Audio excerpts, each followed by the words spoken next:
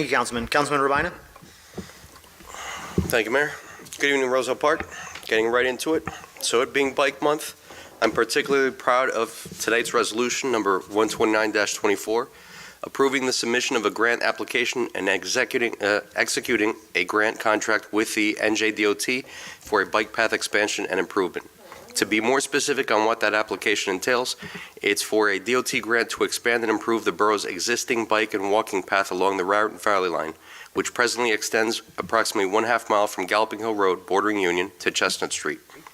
It's the objective of the borough to improve the greenway and lengthen the path by an additional half mile path through the 5th Ward, and I've been advocating for this since joining council to increase the safe connectivity of the community from east to west. Improvements along the would-be mile-long stretch of bike and walkway would include lighting, landscaping, wayfinding, and various other aesthetic improvements. Jumping into infrastructure, in the 5th Ward, in my previous report, I had announced roadway improvements as part of the 2024 Capital Road Program. On Pine between West Sumner and West Roselle, along with Larch between West Sumner and West Roselle. We recently met with the vendor, and work is expected to formally commence on or about Monday, May 20th. Tree work will be conducted first, followed by concrete work, curbs, sidewalk, ADA ramps. Concrete operations will begin on Pine Street and Larch Street, where work will be more extensive. Once all concrete work is complete, the roads will be milled, paved, and striped. Weather permitting, substantial completion of this work is anticipated in June. The NJ Transaction Conference was earlier this month. This event is one of the largest for transportation advocates and engineers in the country. It covers a wide range of topics, including bus, rail, roads, bridges, goods movement, engineering, planning, pedestrian, bicycle, paratransit, community transportation, ports, and insights from state, regional, and federal partners. And I'm happy to say Roselle Park was featured.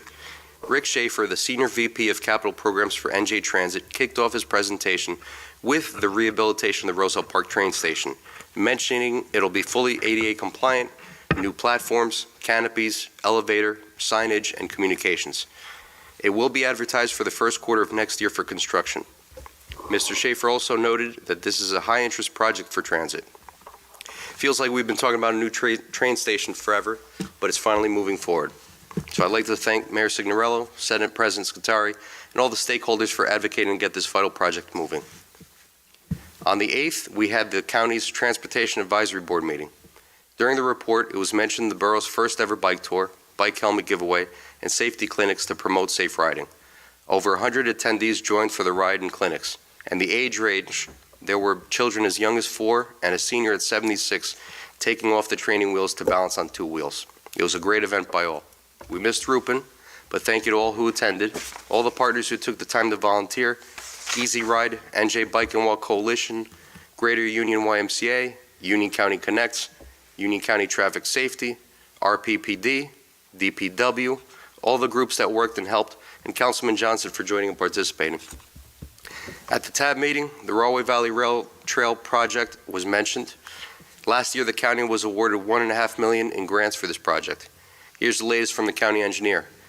Greenman Peterson, Inc., GPI, will be the design consultant, and their services will be paid and funded by NJTPA and NJDOT. Greenman Peterson and the DOT will formalize the scope of work, and they'll send their agreement to the county to proceed. So things are moving here too. Also discussed at the Transportation Advisory Board meeting was Locust Street. It's one of 4 roads left over from the county's 2023 paving projects. They are awaiting the schedule back from Smith & Sondy, the vendor. However, it is projected to be paved this summer from 3rd Ave and Roselle down to West Sumner Ave at the Union line. Driving through the 5th Ward, I wish I had been informed about this ahead of time. There's been utility work the last couple of weeks on West Webster Ave between Locust and Larch. PSE&G has been relocating the existing electrical facilities across the street in order to eliminate the High Voltage Proximity Act violation with the new complex that's currently under construction. They're installing 12 new poles on the north side of the street and relocating the electric lines.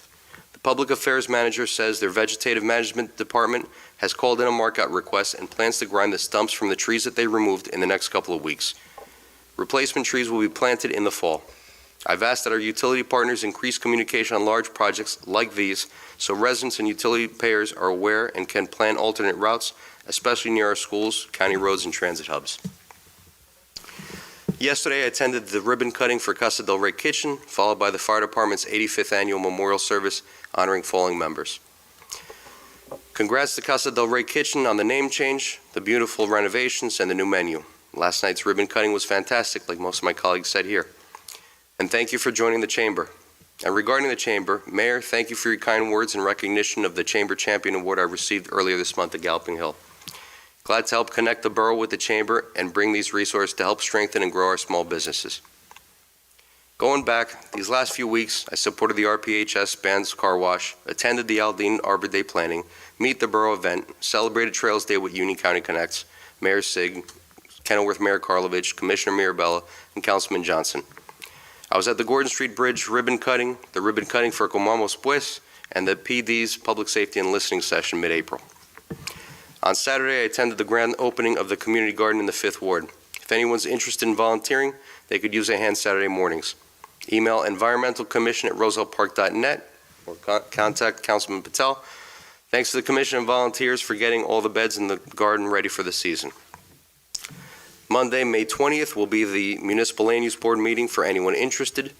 On the agenda is an application for a D1 zoning variance and site plan approval for Piece of Cake Moving Company at 172 and 180 West Westfield Avenue for furniture storage. Thursday, May 23rd, is a chili cook-off at the high school benefiting project graduation and the 8th grade graduating class. Starts at 5 p.m., ends at 7 p.m. It's $10 per adult, $5 per student. It's RPPD versus RP Fire Department. Any questions? Reach out to Officer Jessica Cambronero. And lastly, I wanted to wish my son Isaac a happy first birthday. 5th birthday. Thank you. Councilman